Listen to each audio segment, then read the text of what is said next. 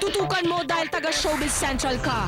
Unang pinamalita ni Janelle Jamer na nag-resign siya sa kanyang noontime show para i-pursue ang singing career sa Amerika.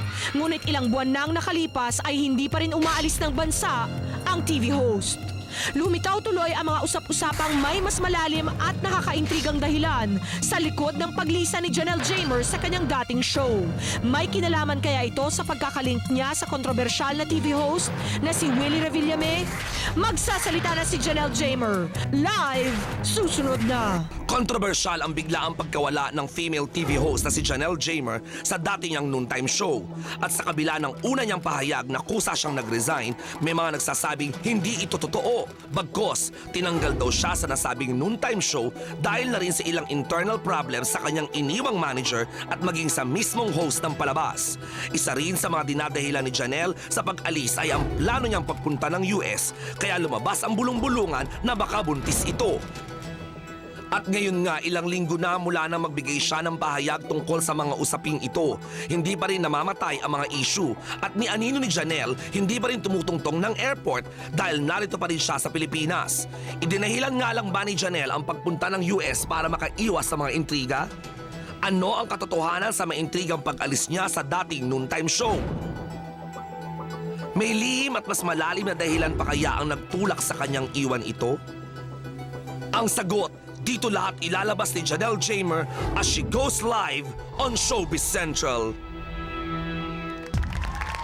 Magandang hapon. Ayan, nandito na po kasama ko na ngayon dito sa Showbiz Central. Tutukan po ninyo ito, Miss Janelle Jamer. Magandang hapon sa iyo, Janelle. Hi, good afternoon, sweet. Hi, Ayan. good afternoon ako, salamat. Okay, Janelle, bago kita tanungin, gusto kong malaman mo at paalala sa iyo. At alam mo naman, di ba, na oo, hindi tayo masyadong close, pero kaibigan kong matalik, ang mga kaibigan mo rin matalik. Alam mo yan. So bago kita, kasi nagulat ako nung sinabihan ako ng mga staff na ako daw, i-interviewin daw kita. Sabi ko, ha? Si Janelle mismo? Akala ko nasa Amerika na siya. So bago kita interviewin kanina, ngayon, tinawagan ko lahat ng mga common friends natin. At gusto kong malaman mo na ang alam ko at ang alam ng taong bayan, yun din ang alam nila. So iisa-isahin natin yan. Okay. Una, bakit ka umalis sa Wawawi? Okay. Hindi ko sinabi itong rason na sasabihin ko dahil ayoko magmukhang duwag. Kasi sobrang for 3 years na nasa showbiz ako, hindi man ako, tinitira man ako sometimes, pero hindi naman ganun katindi. Pero yung recently, for 3 months talagang everyday, ako yung laman ng diary, yung mga negative issues, kesyo may ganito ako, kesyo ganyan ako, kesyo ganito ako. Eh ako lang mag-isang lumalaban para sa sarili ko. So, na ano ko, ang tawag to, physically burnout. So yun, I decided to left the show kasi nga, ang hirap dyan magpasaya. Kung ikaw mismo bothered ka, diba? Alam mo yung... Okay, ano yung particular issue na nagpa-burnout sa'yo? Wala akong alam na... Ang dami eh. Kasi sorry, nalilito ako.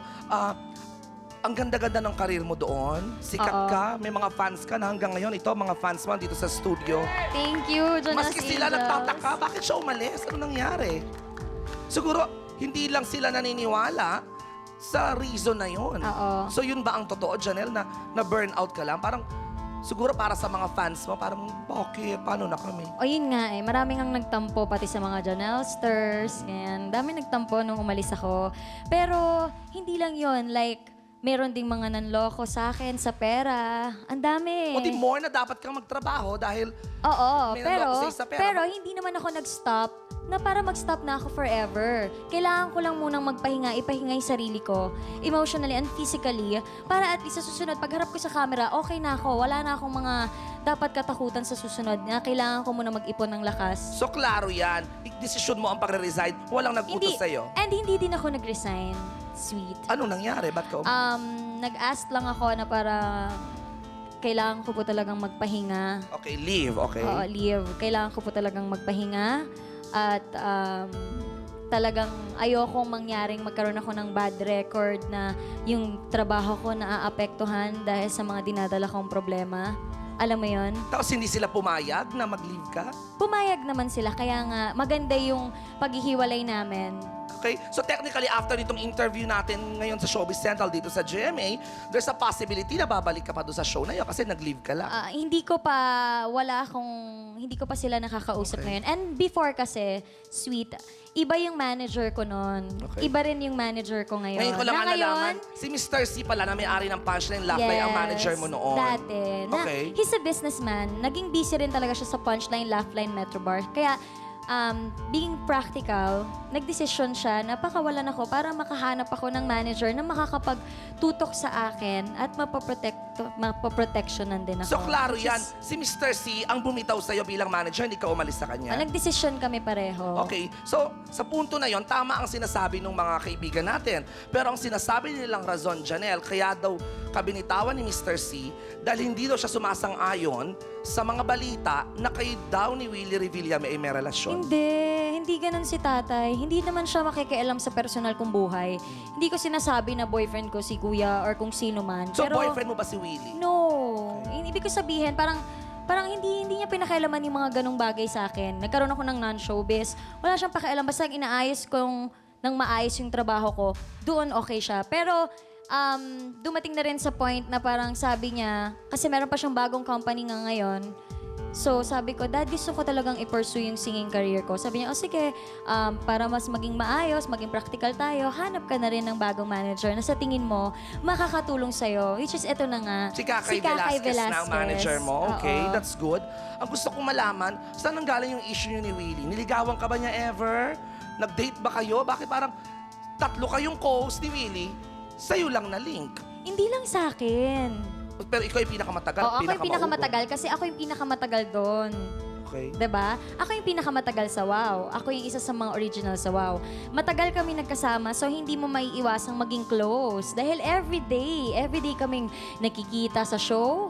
And wala akong nakikitang masama kung maging close kami. Nasa sa tao na lang yun kung paano nila bibigyan ng mali siya. Okay. And nung pagpasok din ng isang co-host namin, na-link din siya, na siya naman yung girlfriend. Talaga? 'Di ba? So, hindi naman siguro, parang napaka ano naman kung kailangan ko pang ulit-ulitin at sabihin na hindi talaga. Kasi parang, obvious naman na balita na lang talaga siya. Hindi lang kasi matapos-tapos siguro. Kaya, Oo na and ngayon, hindi sana ka matapos na nagsasalita. kasi.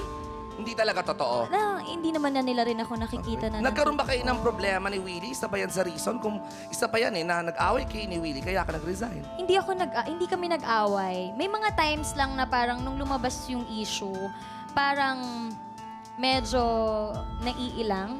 Okay. Siyempre, mahirap kapag hindi kayo nag-uusap sa show, 'di ba? Pero, Ba't kayo nagkailangan? Dahil nga nachismis kayo. oo. Siguro para protektahan na rin ako. Ganun na okay. rin. Tapos, hanggang sa naging okay naman, nag-usap, na chismis lang naman yan, so wag na lang pansinin, bla bla bla. Bago ka nag-leave. Bago ako. So ngayon, magkaibigan pa rin kayo ni Willie? Do you still see each other? Nagte-textan ba kayo? Hindi. Pero Hindi hindi ko pa siya nakikita mula nung sa Reno. Okay. Tapos, yung texting, nag-text si kuya sa akin, hindi lang naman siya. Nung time na hindi ako makakasama sa Chicago, kinamusta nila ako, how are you? Okay ka lang ba? Okay. As a friend. Siyempre, isa pang dahilan kung bakit nagtataka ang pinagchichismisan na kaya ka daw nawala dahil at balak pumunta sa Amerika dahil buntis ka daw. Hindi po. Kaya nga nandito ako. Halata naman. Kasi, tayo. Sexy naman po si Janelle. Ay, She is not pregnant. yan, Klaro nagpapayat talaga ako for 1 month. Nag-gym ako sweet. Kasi Baka nga, tumaba ka, kaya ka nagchismis na buntis, hindi kaya oo, ganun? pwede rin. Kasi nung Pasko nga, ang lakas kong kumain. Okay. So ang tanong ko, Janelle, bakit Pero, saan nanggaling yung issue na pupunta ka ng Amerika, katabi kita ngayon? Ito na nga Kwento yan. mo. Nagpaalam ako, sabi ko, magli-leave na muna ako sa showbiz. Tapos, plano kong pumunta ng States at kumuha ng proper visa para doon. Siguro mga 1 year or nung wala pa akong, iba pa yung manager ko noon Pero nung si Ate Kai, nung dumating na si Ate Kai sa sistema ko, sabi niya, hindi ka pwedeng maghintay lang ng visa, tapos mag-show ka doon. Dapat maging visible ka sa TV kasi nachichismis na buntis ka. Correct. So, kailangan ipakita mo na hindi. Kung mag-show ka sa ibang bansa, at least, nalinaw mo yung name mo dito. At yun naman, hindi naman siya for good. Okay. Naisip ko lang na baka pwedeng habang nandito ako, pupunta ako, trabaho, then babalik, tatrabaho. Hindi naman, wala akong sinabi. Pero for bakit mo good. naisip na Amerika? Ang ganda-ganda ng career mo dito. Eh kasi wala na akong ibang makitang scape You're very na, talented. na lugar. Escape? What do you mean? Ba't kailangan mo ba Na wala akong makitang tumakas na. Wala akong makitang kasi sa mga problema. Meron ka bang iniiwasan dito? Anong problema Sabi ito? ko nga sa'yo, mahina ako eh. Mahina. Hindi ko lang siya inamin before na mahina ako sa mga negative issues. Like yung... Anong particular negative issue na nagpahina sa'yo?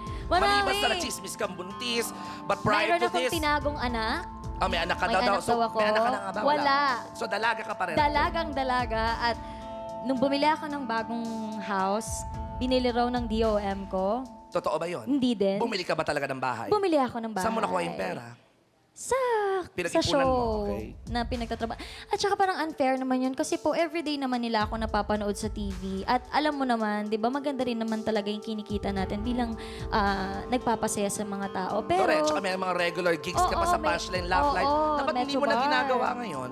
na hindi ko na rin ginagawa Kaya akala tuloy ng mga ngayon. tao, may issue ka kay Mr. C na Wala. may-ari. Kasi bago pa ako umalis kay Mr. C, hindi na talaga ako nagsiset. Dahil nung time na yon 7 months na akong hindi nagsiset sa Punchline, Laugh Line, Metro Bar. But it doesn't mean na meron kaming tampuhan or galit sa isa't isa. Para na rin sa akin yon. Dahil sabi ni Mr. C nga, sabi ko, Dad, siguro kailangan din natin magpahinga. Kasi tinubuan ako ng nodule sa lalamunan.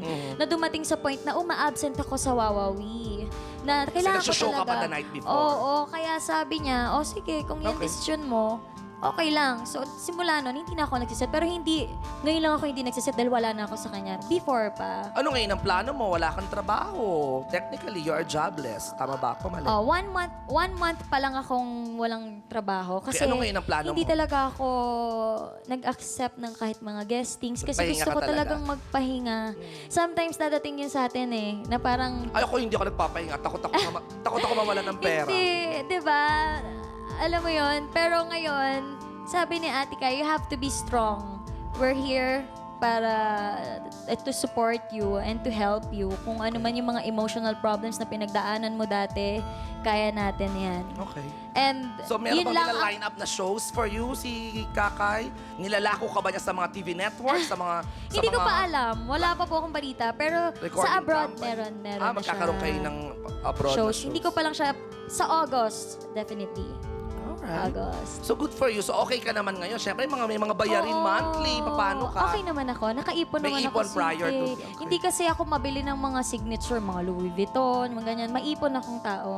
Anong message mo ngayon sa mga fans mo na miss ka na to the point na naniniwala tuloy sila sa chismis na ikaw ay buntis, na ikaw ay may karelasyon si Willie. Hindi sila naniniwalang bigla kang na lang nag-resign na walang dahilan. Kausapin mo yung mga fans mo. Ayan, thank you sa mga fans na nandyan pa rin. Thank you. And I'm sorry dun sa mga iba na na-offend dahil sa desisyon ko. Siguro sana maintindihan nyo rin na tao lang din ako. Sometimes nagiging weak ka talaga, lalo na pagtingin mo sa likod mo, minsan wala kang masasandalan. Pero now, I'm stronger.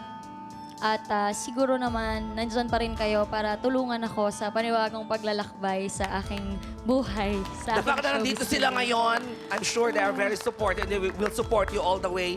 Ako naman, maraming salamat. Thank you din, sweet. For your honesty at dito ka nagsalita sa Showbiz Central. Palakpakan naman natin, Miss Thank Janelle you. Jamer. And gusto ko rin magpasalamat kay Mr. C. Thank you so much. And ngayon, gusto ko rin magpasalamat sa Arya Productions.